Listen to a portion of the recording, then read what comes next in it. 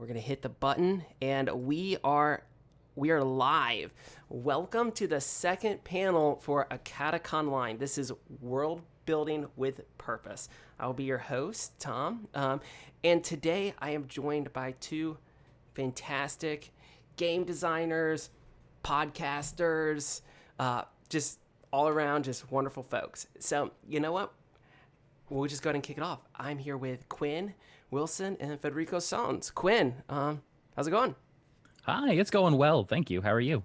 I'm doing pretty well. So you've obviously been on our shows many times. So just remind everybody who you are, what do you do in this wonderful hobby that we're a part of.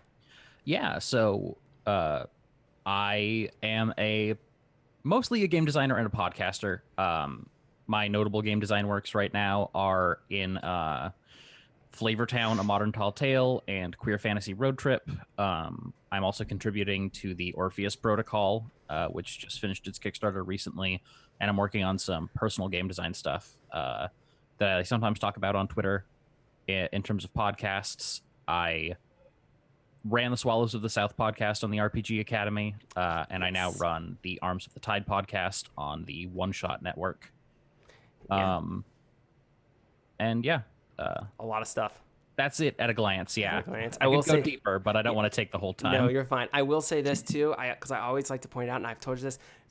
Flavortown was still, you ran it for me a few years ago at a catacon, and is still one of the, we still talk about that game. It was just an absolute blast. So love Thank you. it. I'm really happy to hear it. Yes. And Federico, we have also talked with you when you had your latest game that was in production as you were kickstarting that, which I'm a big fan of. So just kind of remind everybody who you are. Okay, I'm Federico. I'm a games designer from Argentina. I live in the UK and I work for Modifius Entertainment. I basically have like this small game company, Oricana Media. I did a game last year, kickstarted that. It's Nibiru, a science fiction role-playing game. And I work in like many of the RPG IPs of Modifius and well, in future projects, mostly like for me personally. But yeah, that's basically who I am. Yeah, and I've told you this too. I am also a big fan of Nibiru. So I'm really excited to get that in my hands. I know you've been sharing all sorts of cool stuff with backers. And so, yeah, we're really glad to have both of you here. And just kind of hearing what all you all are involved in, I thought you were going to be perfect panelists for this topic on world building and world building with purpose. And so I'm really interested to hear your all's takes. And I think our goal for this is really just to kind of give GMs and designers and podcasters, anybody who's going to be listening to this, just some I want to hear your all's thoughts about how we can make our games and our products more interesting for people to actually play with and to use. And that has to do with creating interesting worlds. So I wanted to kind of kick things off by first defining the topic. And so when we talk about world building, it can mean a lot of different things. So I want to hear what your definition of it is, but I'm just going to throw out this very simple definition to kind of kick us off. And when I think about world building, I think about creating the landscape and the rules for fiction and narrative to take place. And so let's kick it off to Federico. When you think world building, when I'm thinking about this, what I just said, and then really, what do you think of? What is world building to you? To me, world building is it's about defining the play space, let's say, with certain ideas or the central themes of the game in mind. It's basically you use the same kind of like philosophy or the same method to create every like the mechanics, etc. You take on the themes or the main core aspects of the game. But with this, we're talking specifically about the play space, the space, let's say characters will basically adventure through or something like that. Yeah. Okay, yeah, the idea of themes is a very interesting topic that I want to get to. Quinn, what about yourself? What do you think Uh, world building? yeah, I think that I am inclined to agree with the two definitions that have been presented. It's very much about defining the parameters of the play space and doing so in a way that is consonant with the tone and theme of whatever uh, either like game as a mechanical system or play experience or like campaign you're trying to design. And I think that there's a particular eye that should be paid toward leaving some blank spaces or providing the creative space in there for you to look at the world that has been built and ask questions about, oh, what would happen if X, Y, or Z? Okay. Because that is essentially where the life and the space for play tends to exist. So I'm going to ask a follow up for that. So you talk about creating the blank spaces. Mm-hmm. So I think that's something that we don't talk about a lot when it comes to game design. We talk a lot about this is what is there. So how do you design what isn't there and in a way to get people to create that within your games? Sometimes it's pretty much by just deliberately saying, here are some very fleshed out, uh, attentive, uh, thematically strong pieces of this setting that we've designed. And look here on the map between two of these places, there's just this blank space. Who knows what's happening there? Or maybe there's just a name of a place that exists between those two spaces. So you can do it by either deliberately leaving some spaces blank or by deliberately giving minimal amounts of information in other contexts that then prompt questions about, oh, what is that? What's going on there? How does that fit into everything? I like the idea of just the questioning aspect of the world. And so, Federico, turn it over to Mm-hmm. you then. As I really also want to hear your thoughts about in the context of Nibiru as well, because it's a science fiction game, so there's a lot of blank spaces when you start talking about Mm-hmm. these large epic space. It's not what we consider something that it's not something we're familiar with. So how do you then create blank space for players, GMs to use? Well, totally. Like, I love what Quinn says, because it's a lot of that is asking those questions, and I think that one of the good kind of like design, let's say, practices you can follow is to take care of how you ask those questions, because like there's I can of course like give a blank space and leave that open to whatever interpretation it is. But generally the game has an objective. It has a sort of theme in mind, and it'll want you to kind of still keep to a certain logic or still keep to a certain order when you're answering that question.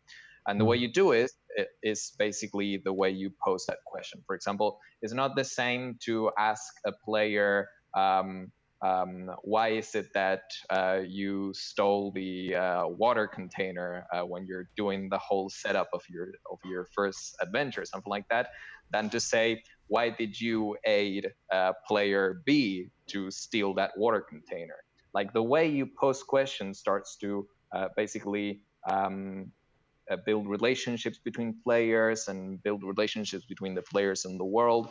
So there's a whole like craft to how you actually ask those questions and what you put in the confines of that blank space to prompt the players to do something. What you could call maybe like the illusion of freedom. Like just letting the players do whatever the hell they want. That's fine. Like there's games that do that, but generally, I think that if you think about empty spaces in the context of a world with a particular theme and objective, it's about delineating that. Because maybe if my blank space in the map has a circular shape, and I've kind of shown you that in the map, circular shapes tend to be vaults or places where people are inhabiting that space. Those players will get used to filling that shape with that particular type of environment. So it's a lot about that. It's about knowing the structures that your world uses, and then kind of doing some sort of like retro engineering and kind of like building that empty space in a particular way. Yeah. So, Quinn, when Mhm. you're so based on what Federico is saying, is is there a way that you can you apply that differently in a from a podcast form versus a purely game design form? Um, As far as asking questions and trying to get your making your world interesting for your audience to be engaged with, not necessarily just the players at the table who are part of the podcast that you're or the actual play that you're doing. yeah, so there's a couple of different things. Sometimes there can be slightly more editorializing and like editing that can be a part of the podcast process. Of sometimes a question will come up and you'll ask with a certain uh you'll ask a crafted question that is designed to evoke an answer within certain constraints, and maybe you realize that it's thematically dissonant with whatever it is that you're producing, and so you'll have a quick conversation about like, okay, what are you trying to get out of this? What's interesting to you here? What do we want to do? How can we get this to engage with the themes or whatever? And then sort of smooth that over. But also, there's a lot of in my experience, one of the things that I tend to do with some of those blank spaces is I also try to leave the blank spaces in the mind of the audience. So by making just small allusions to other elements of the setting that might exist, or other places that might be, or factions, or what have you, but not immediately coming to answer the question. Yeah, this is something that I've only it's a, becoming a better game master is something that some people get it right away. I did not, and this is one of the things that I've slowly started to realize that I need to do is asking people questions and allowing their answers to inform what I'm actually creating. So Mhm. when we're talking about the world, this is kind of what I was the meat and potatoes of what we wanted to talk about. And Federico, you posed this question, so you're going to get it first. All right. Why do we? All right. So, why create a world? Okay. Um, so basically, I think that like it's one of those things that like the reason why I posed this question is that I think it's one of those things that generally just comes like as a given thing. Oh, I'm creating a role playing game. I should just create a world or something like that. And thinking about why you create that world is not only thinking about that itself, but why are you creating a game, or what kind of idea do you want to convey with a game? Because most of like the most art forms or most artworks have basically a concept or an idea that they're trying to communicate. We're trying to communicate something. Um, and I think that sometimes in world building, a lot of people default to some sort of like preconceptions about what worlds are, just as a space where the theme will be explored, whereas the place itself should communicate the theme through Mhm. its aesthetic, through the shapes that are presented within the space. And I think that's a very valid question because of that.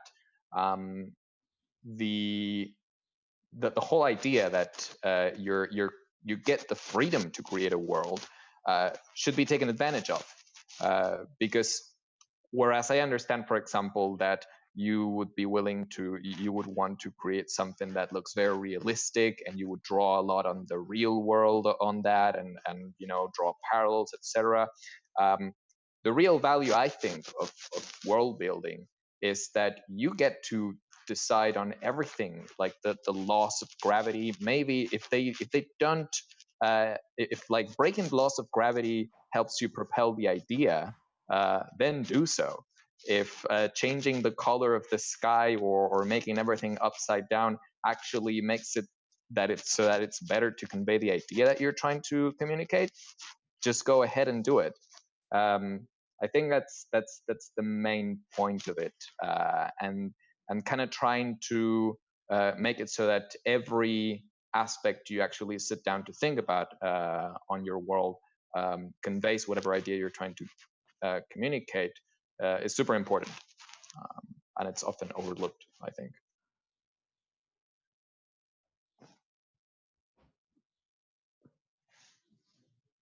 I think your mic is not.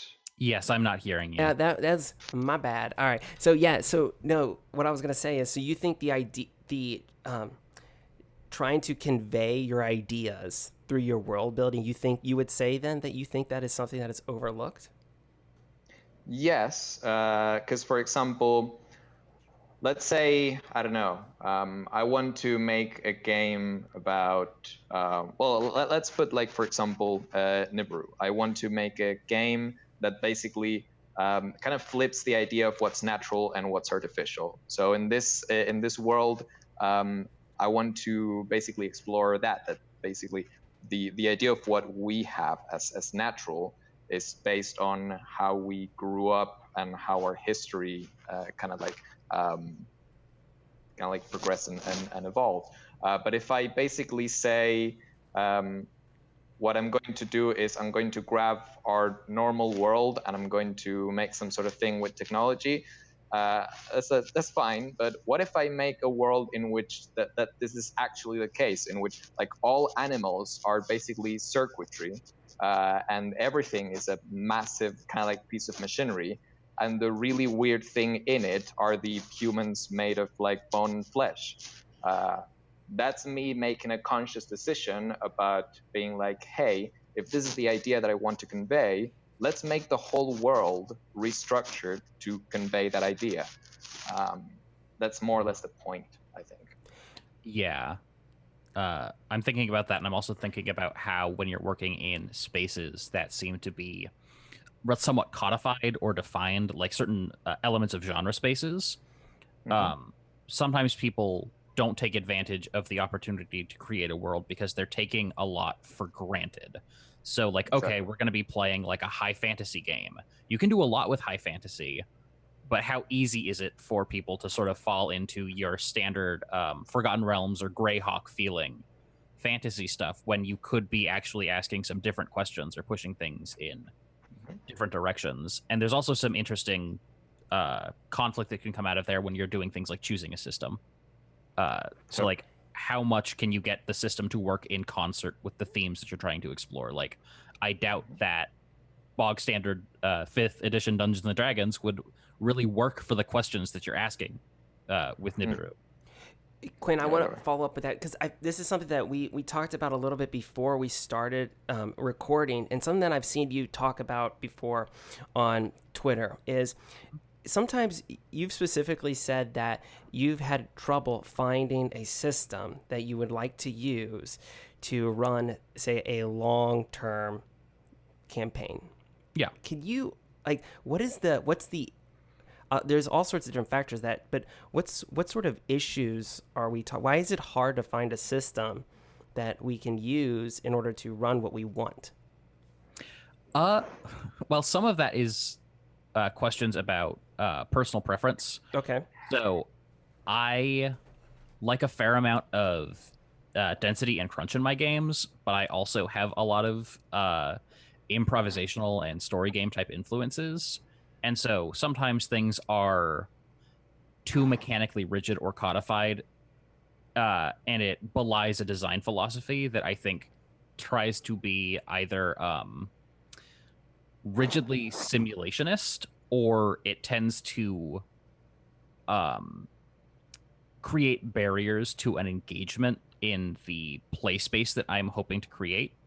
Where conversely, when things are too light, it tends to feel, if you're playing it for a long time over recurring sessions, like the materiality of character progression and investment in characters as being reflected through the interplay between narrative and mechanics can sometimes be kind of lost in the shuffle.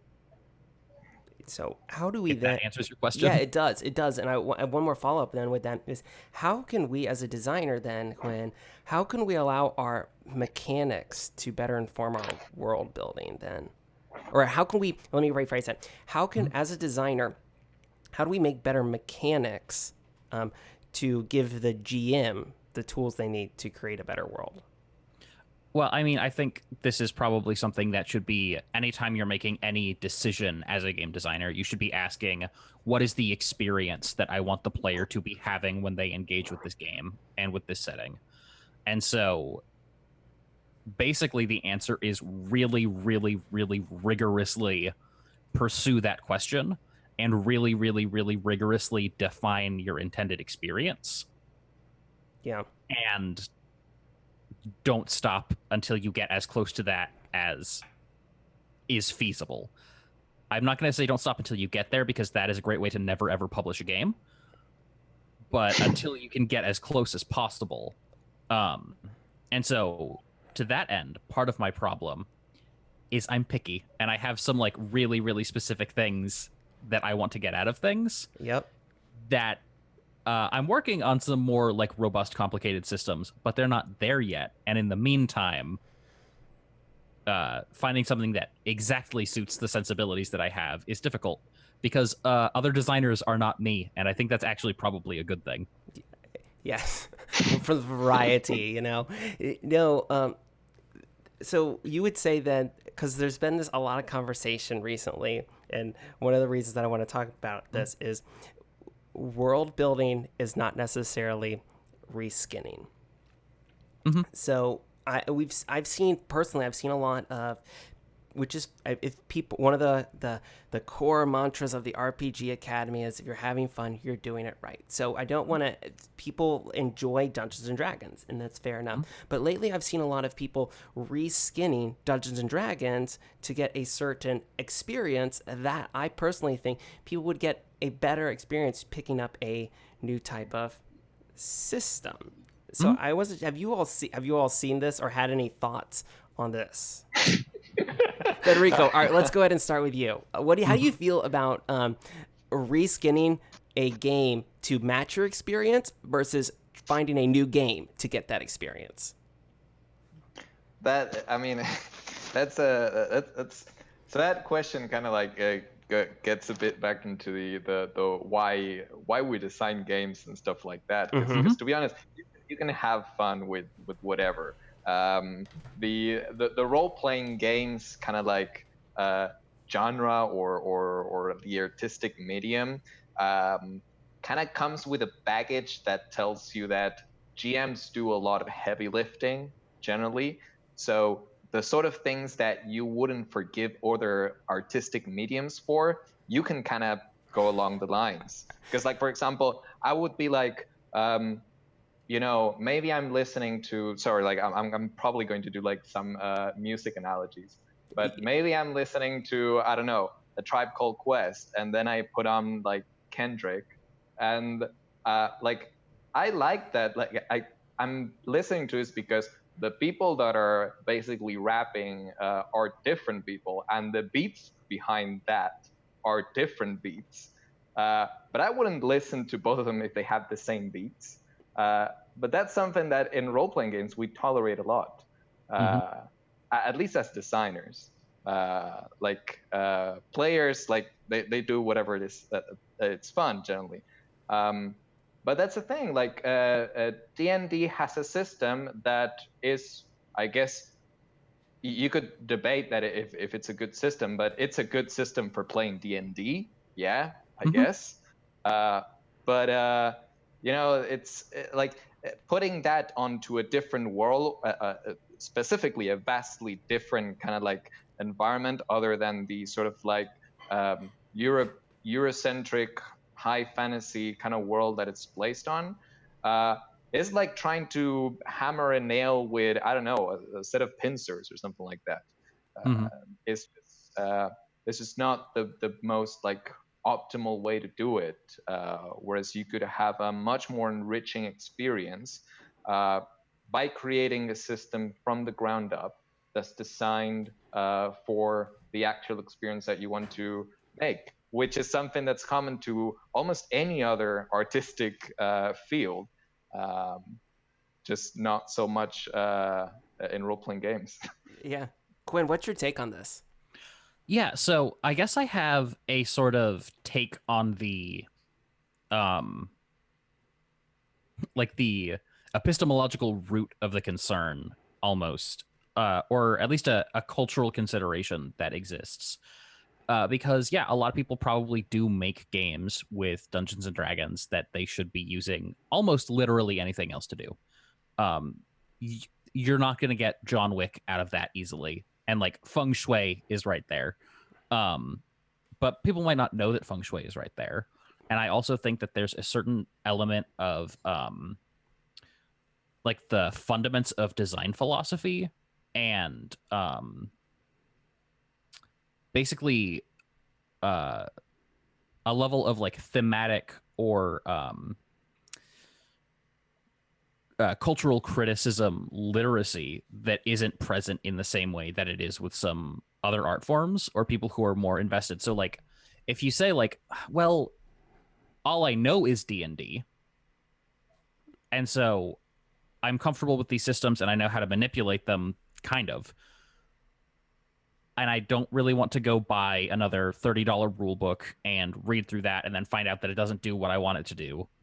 Um, if I can even figure out where to go looking for that kind of thing. And then there's certain questions of how are like themes ingrained into mechanics, and how is the gameplay loop engaging with the thematic intent of a game or of a setting or what I'm trying to do, that might seem foreign or new to a lot of people who are not engrossed in the design community. No, I think that's absolutely fair. And I think this leads to the next question is getting people to play the games or to engage with our product is it has to do with I think relatable. So one of the things I wanted to ask was how can you make a game or make your world more relatable? So Federico, I'll go ahead and throw this out to you. How do you make your world relatable to people when we're talking about weird aliens or dreams or fantasy elements? How is that? Can you make that relatable?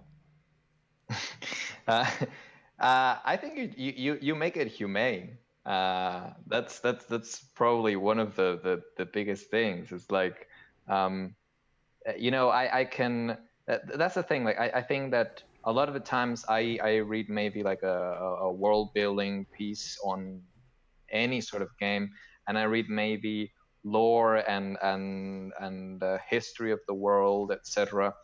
And that's fine. Like the people that do world building like draw on lots of like like tried and tested, let's say, structures to explain how a world comes together, etc.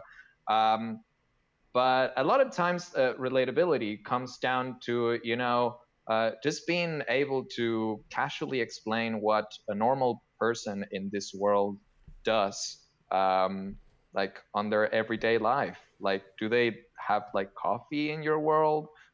Do people just get together like in parks and to play the guitar, and is that a thing? Like, and maybe there's this like weird lingo that you use to like describe the weather when it's kind of shit, and you want to stay home or something like that. Um, that's a thing that is strangely enough not very common in in Really? world building. Yeah, at least I find that not to be super common, at least, and it's super important because at the end of the day, it's the stuff that you on your everyday life deal with that is going to create the sort of empathetic connections to the characters in these worlds. Like, here's like an example, right?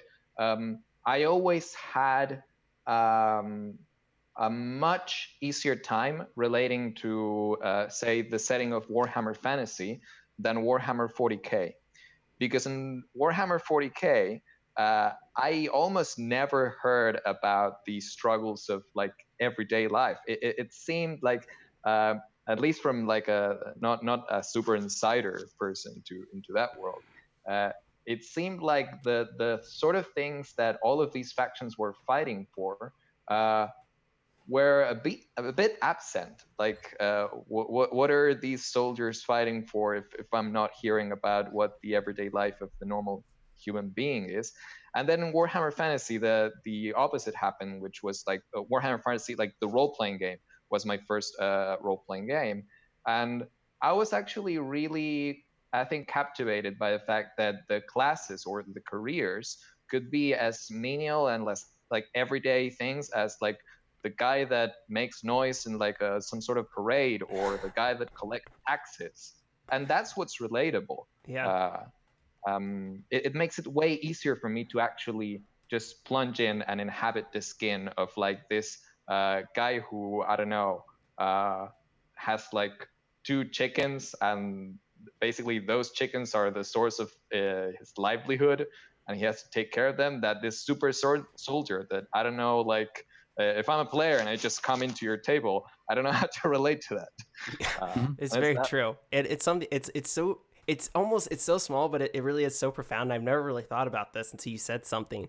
Is I've never seen or played a game that was just like they have coffee in this world. And thinking about that, if like really, if they would have that, I would 100% just be connected with it right away. So, so Quinn, how do you make your games and what you're making just more relatable? Yeah, so I think a lot of what Federico was saying is like super, super true. You need to root it in the human experience and the way that people are like the materiality of the lived experience. What is it that is the actual substance of the lives of the people who exist in this world? And now that I talk about like, okay, let's like really get in there and engage with like how people live their lives, I'm going to go super high level, and I'm going to say that one of the things that I find is helpful to that, at least for me, is the understanding that history and culture are both dynamic, which means they are ongoing and changing, and they are dialogic, which means they exist in relationship with people. They change by the way that people react to and interpret and advance from the things that they present, and that creates an ongoing change in understandings of things, which means in part when you lay certain things out, it's important to ask questions about, so this is what this looks like now. How did this come to look as it does? In what ways has it been reinterpreted or challenged or subverted by people, and why did those people do that? And how does the way that things exist currently impact people's actual lives? And I'm going to be self-indulgent, and I'm going to talk about a piece of the world building that I did for the city of Jiaowei in Swallows of the South. Do it. So there is a cultural practice that exists in the city of Jiaowei where women, as they come of age, are expected to climb one of the trees that serves as the foundations of the city. It's a city that exists along 2 like miles long pine trees that are kind of crooked and intersecting with each other, and there's a large bowl between the 2 trees. And women are expected to climb one of those trees when they reach age, and they are expected to carve the top half of their smiling face into that as a mark of maturity. And there is an associated practice with this called face stealing, which is essentially a face stealer is someone who has carved the face of another person on the tree instead of in addition to their own, which is a way of sort of undermining the legitimacy or stealing the validity of that person's coming of age ritual, except that the person who had their face carved that wasn't doing the carving, they don't have their womanhood undermined. It's the womanhood of the person who did the carving, which means that this is a practice that is usually employed by the wealthy who are like, I don't want my 14-year-old daughter climbing like several hundred feet up above the city with no supports and trying to like use a knife to carve her face into this. That's ridiculous. I'm not doing that. I'm going to pay a 14-year-old street rat to go up and do that. And they don't suffer consequences. Like the wealthy people don't suffer consequences for that. The blame is shifted onto the poor because it is seen as being improper to carve another person's face. And so what that means is there's an entire structure of people in the city. There's an entire economic system that survives on the alienation and marginalization of young women from their own legitimacy as women, and as like full adults in this society, because they are possessed of the skills that would otherwise provide them access to that legitimacy, because it displaces danger of people who have power, if that makes any sense. It does. I understand exactly where you're coming from. It from a societal, like what we see in real life society. And so kind of going back to that then is, as well as making things relatable, how do we bring, it sounds like you definitely brought in aspects of not what we experience, but what people experience on a daily basis. How do you safely bring those into your game? Like, how do you bring in these aspects that may not seem very, it's bad parts of the world that we live in? How do you bring those safely into the worlds that you're creating in order to allow people to experience them and in a way that isn't undermining to the actual people who are going through these? That's a good question. I think a part of it involves centering the experiences of those people as the world building is happening. Like, it comes down to a big part of it, I think, is humanity. It's like, if I just talk about that and Face Stealer becomes just an insult that gets thrown around, but we never actually interact with anyone who's engaged in the practice. Okay. That doesn't really mean anything. It's sort of making trivial this thing. But if instead you are engaging with someone who used to be a face stealer and they have scars that cover their hands and like they were forced to leave the city and have only come back after a long time, or someone who climbed so high that they were exposed to a particular type of like animal-borne illness that can only be found at that particular height in the tree or what have you, you introduce the actual humanity and the actual stakes of this thing. And I also think, whenever possible, talking it out with a group, like if this is for like an individual group, talk about what might be present in a game. And if you're creating something that's like a published product or something, cultural consultation, if you're treading on anything that exists around like legitimate, like real life lived experiences, or if you're creating something that is directly analogous, engaging in cultural consultation, which includes paying the person who you're consulting with, is probably pretty critical. Yeah, I think that's so important. And when we're dealing with stuff like, we don't create in a bubble, don't make your world in a very insular mindset. Open up, communication is key. So Federico, along the same lines, how do you do that as a designer? How do you bring in elements from around the world and bad things that people experience into your world in a safe way? I always do consultation, at least always with, if you can, do it with more than one source, because even when we go into any sort of like space wherein the content that we're trying to talk about is about, let's say, X marginalized community. Within that community, there's going to be different ideas about what is acceptable, what is not, regarding certain portrayals of them. So always at least 2 or 3, let's say, people to try to basically get different opinions within that community about what you're doing. That's pretty important, I think, with consultation. Generally, this is a thing where I would almost always want to kind of like touch on themes that I I'm I'm knowledgeable about.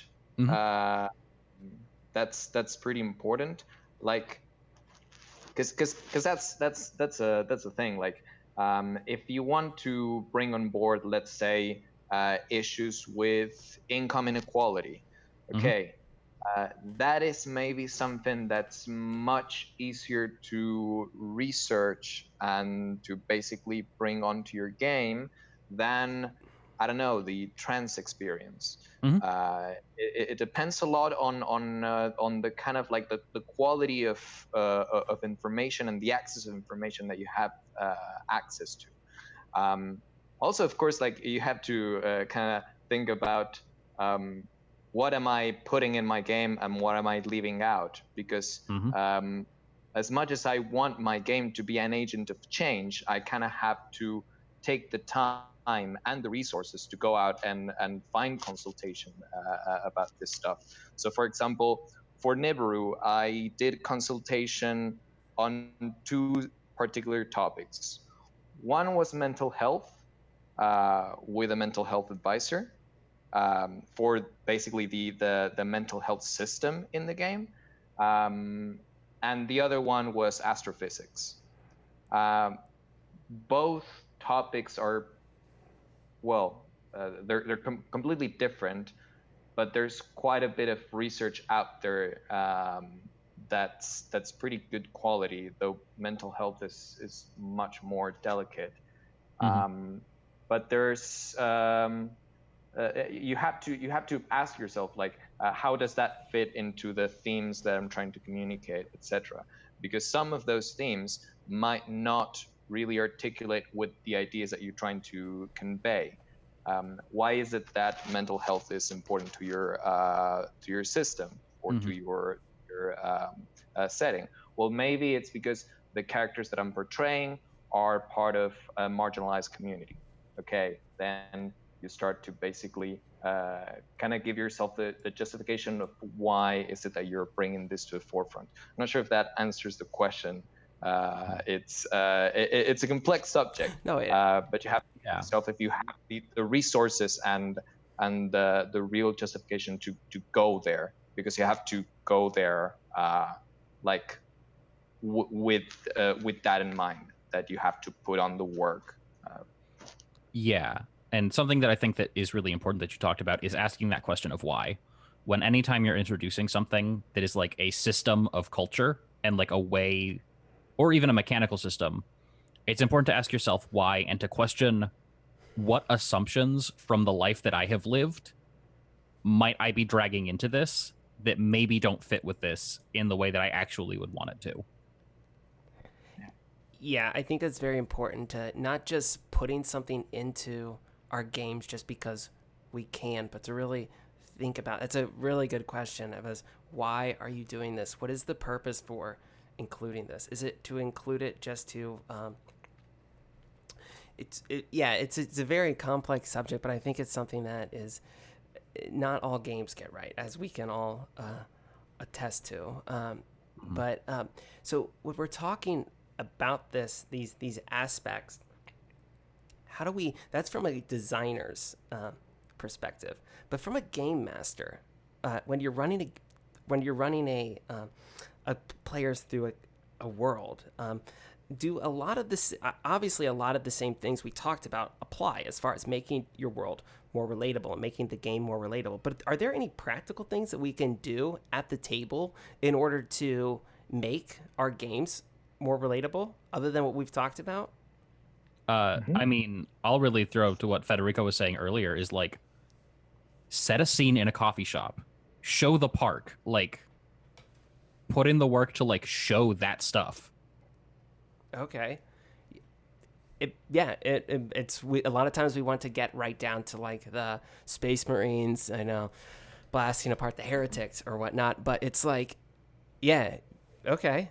Federico, what about yourself? Is there? any practical nuggets that we can take from this, as far as that we have talked about a lot of stuff, and a lot of it applies to both aspects. But is there anything that we can do as we're sitting down, we're playing a game? Maybe it's not even a game of from people we know, like at a convention. How do we make the game more relatable right then?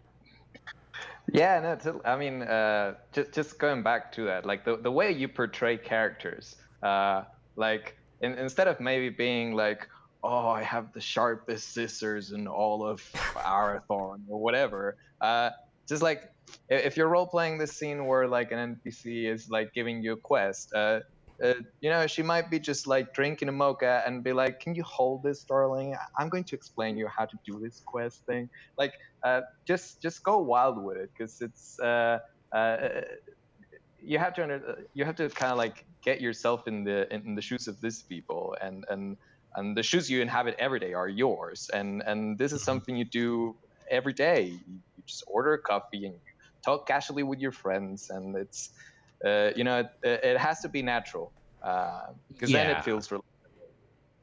Yeah, I think like a word or a phrase that I would use to describe it is sort of like suggestive specificity.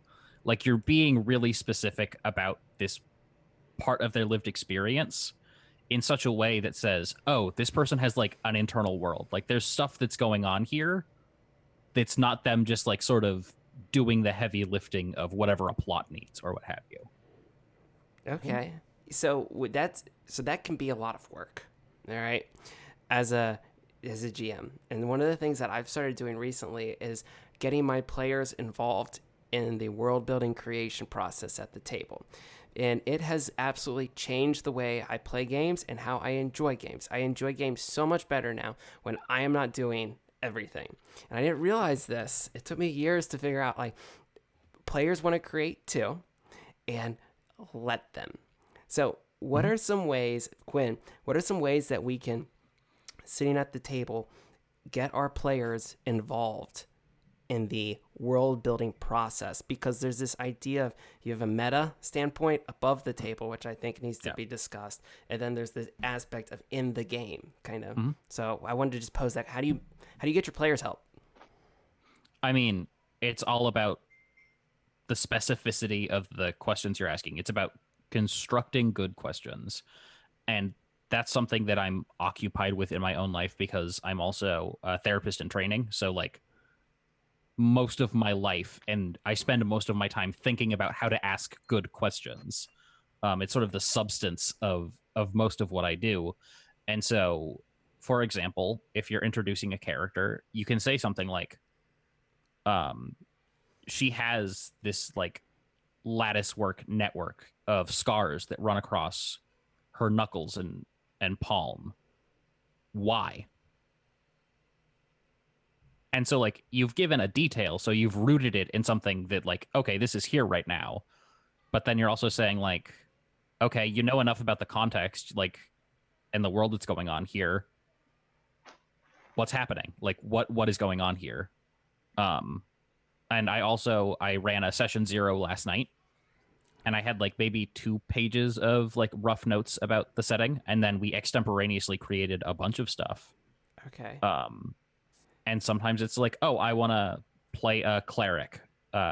This happened last night. I want to play a cleric. What's the deal with gods here? And it was something that I hadn't like deeply considered, and I'm like, okay, is that something that you want to take ownership of? Like, I have some ideas about how certain things might work, but what are you interested in? And like, do you have a vision? It seems like you're asking that question because you want something. What do you want, and how can we work together to deliver it to you? Yeah, just don't beat around the bush. Just Basically, yeah. It's I think that's that, and that's what I always want to like. Oh, but I'm not telling it through the story or whatnot. But your player is more involved than in shaping their narrative. So Federico, what about yourself? How do we do that as game masters? Get them involved. Well, that's the thing. Like, I think that the same preconception that we could, as game masters, we could be like, you know, oh, the game master does everything. That the players kind of go generally into a table thinking the same. So maybe like asking questions and how to ask these questions is super important. I generally don't ask super open questions like, "You're here. What are you doing?" Because that's Yeah. kind of putting in a rough spot, because you're kind of like jumping from like one kind of like presupposed role as a player to like going like, "Holy shit, I'm setting up a scene." Yeah. And in a way, I think this is very related to one of the first things we discussed, which is the blank spaces and how we delineate a blank space. Because generally, let's say that, for example, I'm running a one shot. So I know that I'm running this game where the players are kind of going with the flow with regards to the objective of the story and etc. So I'm going to maybe set up a question that is something like, why did you and Mary's character steal that water hauler? So that question is it's establishing a relationship between two players. So that's great, because we're already establishing cooperation and kind of like a position in which two players have this sort of relationship, etc. And they're all together in doing this thing. This is their objective, and this is their kind of like short-term goal or something like that.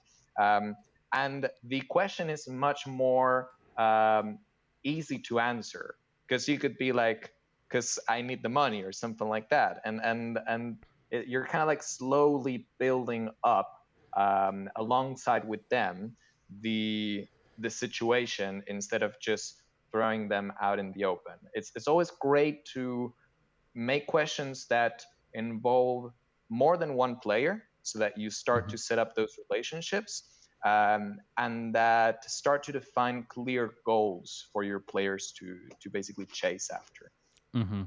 Yeah.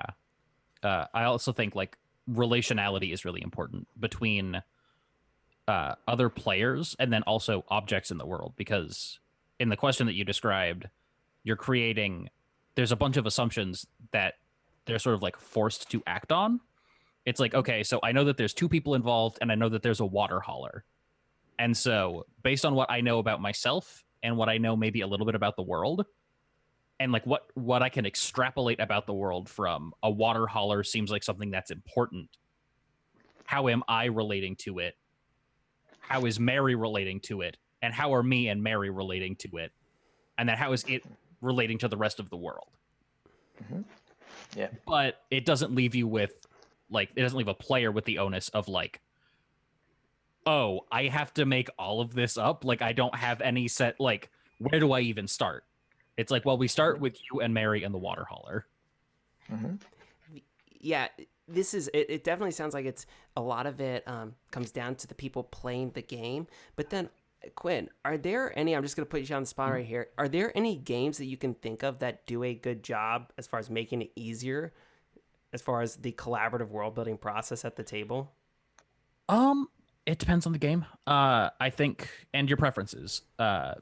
Your apocalypse worlds and dungeon worlds tend to have like a pretty, there's a bunch of questions that basically are asked up front and say, what are the assumptions that we're working with here? What are the way that you're relating to the world and to each other? And Fate also lays this out pretty strongly. Yes. So yeah. Fate was actually the one that I was thinking about with the whole idea of invoking aspects, and you're creating together, which is that's one of the reasons I really do enjoy that game. Federico, what about yourself? Are there any games that you can think of that do a good job as far as allowing the players and the game masters to better inform the world building process at the table? Yeah, there's a game that's very relevant to this conversation, which is Dialect. Oh yeah. I've never heard of yeah, that one, so yeah, give me the rundown. basically, Dialect is sort of like a collective world building exercise, where the whole narrative is driven by the evolution of a fictional language, and you build the elements within that language by role playing through several scenes. Each scene prompted by a different player as the turns of each player kind of like transcur, let's say. So yeah, that's the super direct example, because Okay. basically it gives you a selection of sort of like settings, or like very like free form, like very brief setting prompts, and it sets up very specific questions which are answered by everyone in turns. So each person answers a question, and then each turn revolves around each player kind of stepping up and forming this kind of small world building scene kind of thing that starts to develop this language and tells a story to this community. So yeah, I think that's a Yeah. great example. Yeah. I'll also shout out The Believer by Aura Bell is a game that does something very similar. Okay. The other one was just thrown out in the chat by Caleb with the Rollus Pod, was the Legacy Life. Have So he says it was one. Looks like it's distributed by Modifius as well. And so I mean, there's all sorts of games that allow us to create better worlds, which I think that's one of the reasons that I've especially in the last 3 years, just trying out as many different game systems as I can to try to just because that is one of the aspects of gaming that I really enjoy, which is the shared narrative aspect, that I can create a story with my players. And to me, that's a lot of what I enjoy about world building within RPGs. So is there, before we kind of start to wrap up, is there anything that either of you would like to share as far as your world building process? So you sit down at the computer or the drawing table or whatnot, or wherever you are, and what's your world building process like, Quinn? It's gonna vary. Yeah. So I guess like my first sort of do as I say, not as I do advice is you should probably try to start with the central theme that you're questioning, and I do that sometimes. And there's some themes that I tend to have like general. I generally tend to hold in consideration things like income inequality, things like the presence of imperialism and hegemony and that sort of thing. Like, okay, these tend to be elements that are at play. And then I also usually try to come up with something that feels like a striking or an interesting image or conceit, and I try to make that work within the confines of the theme that I have. For example, this world building I did last night, it came from me thinking I like city-based games, and I tend to run a lot of those games in cities that are ports. And I'm like, Okay. I don't want to run a game in a port city. What can I do to create a city that's not a port? And I decided that the best answer for me to that was, okay, I am instead going to make a city that's built on the back of a miles-long bronze auroch automata that wanders around the landscape. And then that raises a bunch of questions of like, okay, so what is life like? How is life operated here? Why is this thing here? And then, like, what are some of the themes that start to emerge from asking those questions? Or how do you want to use those questions to shape things around the theme of when resources are sort of inherently limited and there's an inherent unpredictability about what's going to happen because you're living on the back of a quasi-sentient animal? And like certainly an animal that seems to have its own sort of will. Like, how do you make sense of life when something like that is affecting you? Which and how do other people make sense of life? How do people vie for power or make sense of what their role is in things? I'd play in that world. Federico, what about yourself? What's that process like? I think the start is very much like Quinn has said. I start with a theme, an idea, or a concept. It doesn't even have to be a super complex concept and idea. Like lately, what I've been toying around, particularly with a world that I'm building, is about the concept of wind and how in this world that I want to build, wind is a major thing because wind is incredibly dangerous and everyone is kind of like hiding from it. So I started with that, and then I kind of limit the play space. I don't want to build an entire world, maybe, or if I do, I'm gonna just sketch it. But then I'm going to focus in this small community. Let's pick just this village, and let's really flesh out what happens within this village, Mm-hmm. and think about how the language conveys this concept. Because that's another thing. Like, world building is so complex, and you have so much stuff you can do that if you focus on everything, you're never going to finish. So Yeah. focus like on the things that you really want to do and that really have a lot of potential to conveying that idea. For example, what I did, which is it's quite complex because it's basically kind of like fictional languages and creating fictional languages, was the idea of if the wind is this incredibly ominous force in this world, maybe let's do it so that the sounds of this spoken language are all about basically just it's like hu and hua and hue.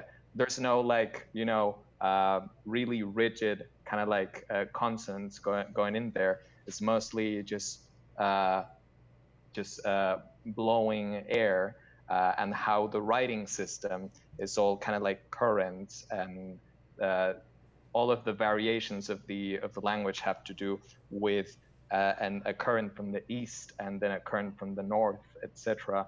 So like the idea is that I get the concept, I limit the play space, and then with each new thing that I develop for world building aspects, I think about uh, each facet of that thing and how it conveys the theme. Mm-hmm. In the case of language, the way it sounds, how does it relate to wind? The way it's written, how does it portray the wind and the shape of the wind and everything? The elements, instead of being words, let's call them currents or gusts or stuff like that. And that's something that you can apply to almost every element of the world building effort, and also to the mechanics. A lot of this is very like you can cross pollinate and kind of translate to the layout of your book, the way the art is showcased, and the way the art style is done, the way the mechanics are transmitted. Maybe the dice do not convey that theme very well, so you use something that resembles, like, I don't know, if the concept is stones, you use like little gemstones or something like that. Uh, it's all about finding the theme in every little detail, that in every thing that you care to assign, I think. Yeah, I think Mm-hmm. this goes back to what you all were talking about earlier. It's the experience that you want to get at the table. And so I think that's really important. So just because what I like to do is I like to make sure that you, we wrap up and we do make sure we get these practical nuggets kind of trap for everybody. And so, I mean, one of the most important things I think you all both said was asking the right questions and making sure that they're not these crazy open-ended questions, and allowing the questions to build relationships Mm-hmm. at the games, and then finding the theme that can really inform the world, what you're trying to convey, and the experience that you want at the table. I think one thing that I wanted to say was the importance of session zero, which Quinn, you talked about it. Really just having that conversation with players. And one of the things that we wanted to do with the current campaign that we're going through right now, I asked my players, let's look at some different genres, and what genres do we really want to have? We're playing a science fiction game. And so one of them was like, we want to do some tech noir, and we want to do a space opera, and we want to do some military science fiction. And so we got the experience that we wanted to do, and then we're structuring our campaign around the different experiences. So I really do think that's so important, that experience that you want to have at the table, because Mm-hmm. yeah, it's not all just fighting dragons and diving into dungeons, So Mm-hmm. yeah, so thank you both so much for joining us. I really hope that somebody can get something out of what you all have said, because it's a lot of insight. And so really do. Thank you. Thank you. So Thanks you. before we go though, Quinn, just where can we find you on the internet? You can find me on twitter.com at monkeypiequinn. That is MonkeyPiQuinn. And you can hear me on the Arms of the Tide podcast on the One Shot podcast network. Yeah, and I really do have to say, I know, Quinn, you kind of your Twitter it really is like insightful, and then sometimes not. Yes. And I appreciate that. I contain multitudes, and I try not to hide that. You're very multifaceted. Appreciate that. And then Federico, where can we find you? I'm also on Twitter. I guess mine is FSOHNS. And my game company's Twitter, which is Oracana1. That's the Twitter. Oracana is ARAUKANA1. Yes. And yeah, just like I don't post that much like constructive content. I inhabit the weird intersection between I guess Japanese language stuff, games in general, and just hip hop. Yeah, so I was gonna it's say a weird intersection. So I've learned more about music from your Twitter than I have like so much. So appreciate that. Yeah, you can find me at BezcarTom on Twitter. Yes, that's like the Star Wars medal. It was a whole thing way back in the day, and now you're stuck with it. All right, but anyway, so this has been World Building with Purpose, one of our many panels for AcadeConLine. Don't forget, IRL AcadeCon is happening November 8th through the 10th. It's a lot of fun. It's in Dayton, Ohio. Quinn will be there. So if you want to come play some really fun games with him, you can do that there. And Federico, one day, I already had this conversation, one day we'll get you there, okay? I just want I just want everybody from the UK who I've talked to in the past week to they all get on the same plane, they all just come over, and they all just hang out at AcadeCon with me. It would be amazing. That'd be cool. Yeah. It would be. So once again, thank you all so much for joining us. And as always, I have to close like this since I'm pretty sure I'm contractually obligated through Michael, is that remember, the RPG Academy, if you're having fun, you're doing it right. All right.